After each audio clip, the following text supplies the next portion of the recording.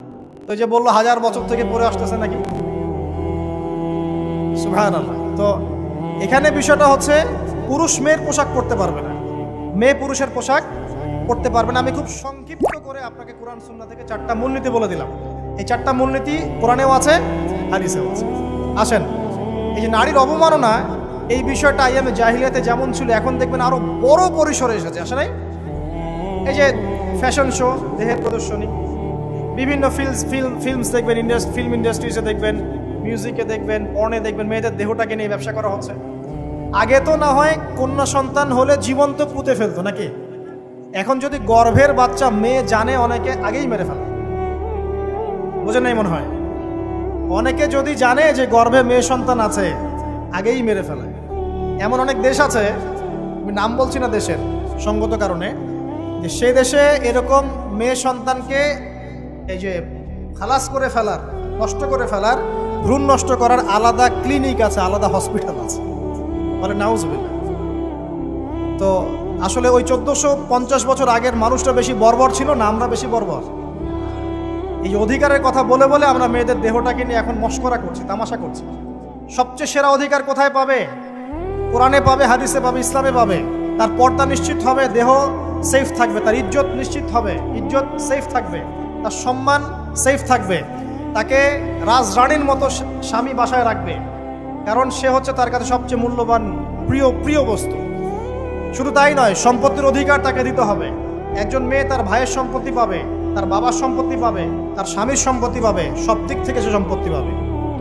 আর একজন ছেলে কিন্তু সব দিক থেকে সম্পত্তি পাবে না। এই বিষয়গুলো যখন এক শ্রেণীর মানুষ বোঝে না, তখন ইসলামের বিরুদ্ধে অহেতুক প্রপাগান্ডা চালানো শুরু করে।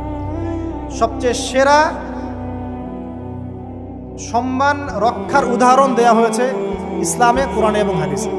এই কথাটা আপনাদের মা বোনদেরকে বুঝাবেন, তবে নম্রতার সাথে বুঝাবেন, কারণ উচ্চবাচ্য করলে তারা কথা শুনবে। আল্লাহ রাসূল সাল্লাল্লাহু আলাইহি ওয়াসাল্লাম বলেছেন, কিছুটা বাঁকা হাত দিয়ে তাদেরকে তৈরি করা হয়েছে। যদি আপনি শক্ত করে চাপ দিতে যান তাহলে ভেঙে যাবে, আর যদি আপনি ওই অবস্থায় ছেড়ে দেন তাহলে বাঁকাই থেকে যাবে। এখানে আপনাকে হিকমা অবলম্বন করতে হবে। আল্লাহ পাক তৌফিক দান করুন। একটা বিষয় বলছিলাম, ওই যে শিরকের পাপ এখন গ্লোবালাইজেশন হয়েছে না, ওই সুদের পাপ এখন গ্লোবালাইজেশন হয়েছে না। গ্লোবালাইজেশন বোঝেন? মানে বিশ্বায়ন, পুরো বিশ্বে ছড়িয়ে পড়েছে না। আর একটা হচ্ছে এই যে মেয়েদের অবমাননা, এটা সারা বিশ্বে ছড়িয়ে পড়ে নাই? আচ্ছা, আর দুটা বলবো, এরপর বলে আমি শেষের দিকে যাচ্ছি। আসা, একটা হচ্ছে মাদক। আইয়ামে জাহিলিয়াতের অন্যতম সেরা পাপ ছিল কি? মাদক। ওই যে বলছেন জাহিলি যুগ, কেন বলছেন জাহিলি যুগ? বিকজ ওইখানে মাদক খেত মানুষ বেশি। এখন বলেন, ওখানে না হয় মক্কায় মাদক খেত মানুষ, এখন সারা বিশ্বে মাদক ছড়িয়ে পড়ে নাই? বেশি না কম? এখন এই যে নতুন নতুন মাদক আসছে, ইয়াবা, আরো নাকি কি কি আসছে নতুন নতুন, আমরা নামও জানি না। এই যে গাজার নাম জানি, ফেন্সিডিলের নাম জানি, আর কি কি আছে? হিরোইন বলেন, আর দু একটা, আফিম, আর কি আছে? হ্যাঁ, রেন্ডি, সুবহানাল্লাহ, এই নামও কখনো শুনি নাই আমি। আচ্ছা শোনেন, বিষয়টা হচ্ছে, দেখুন এই বিষয়টা কি হালাল না হারাম? আচ্ছা, এটাকে যদি আমরা হালাল করে নেই তাহলে কি হবে? কুফরি হবে না শিরক হবে? শিরক কুফর দুটোই হচ্ছে। কিন্তু এখন মক্কার কিছু মানুষ মাদক খেয়েছে বুঝলাম, আল্লাহ রাব্বুল আলামিন ধাপে ধাপে এখান থেকে বের করেছেন। প্রথমে বলেছেন মদ খেয়ে নামাজের ধার কাছে যেও না। হ্যাঁ, তারপরে বলেছেন এই যে মাদকে কিছুটা উপকার আছে কিন্তু বেশি ক্ষতি। তারপর বলেছেন খেয়ে নামাজের কাছে যেও না। তারপর ধাপে ধাপে শেষের দিকে এসে আল্লাহ পাক বলেছেন যে এটাকে ছেড়ে দাও। সূরা মাইদায় পড়ে দেখেন, এটা শয়তানের কাজ। তখন সাহাবায়ে কেরাম রাদিয়াল্লাহু আনহুম পুরোপুরি মাদক থেকে নিজেদেরকে মুক্ত করলেন। এরপরে কি কখনো তারা মাদক ছুঁয়েও দেখেছেন? বরং মাদক দ্রব্য সেবন করলে 40টা লাঠি বেত্রাঘাত করতে হয়, ইসলামিক শাস্তি। কয়টা লাঠি? আর উমর রাদিয়াল্লাহু আনহুর সময়ে 40 লাঠিকে বাড়িয়ে 80 লাঠি করা হয়েছে। কত লাঠি? 80 লাঠি। কিন্তু আরো একটা পাপের শাস্তি আছে, বলবো?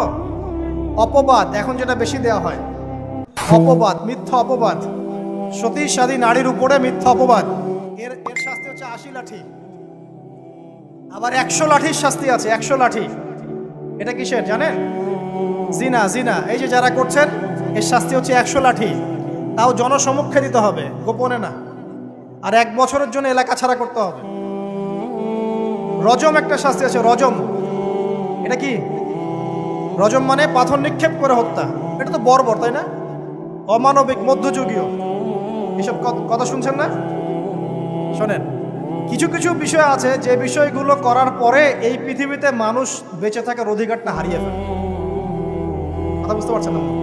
কিছু কিছু পাপ আছে, এগুলো করলে পরে মানুষ এই পৃথিবীতে বেঁচে থাকার অধিকারটা হারায় ফেলে। যেমন কোনো বিবাহিত ব্যক্তি যদি জেনা করে, নাউজুবিল্লাহ,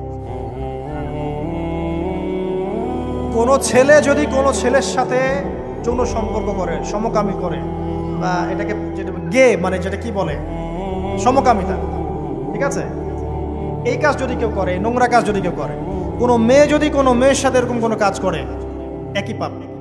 এইসব পাপ করলে পরে এই পৃথিবীতে বেঁচে থাকার অধিকারটা সে হারিয়ে ফেলে। কথা কি বুঝতে পারছেন? আচ্ছা, তখন শাস্তি হচ্ছে আল্লাহ রাব্বুল আলামিন পাথর নিক্ষেপ করে হত্যা করতে বলেছেন। কারণ হচ্ছে সে এত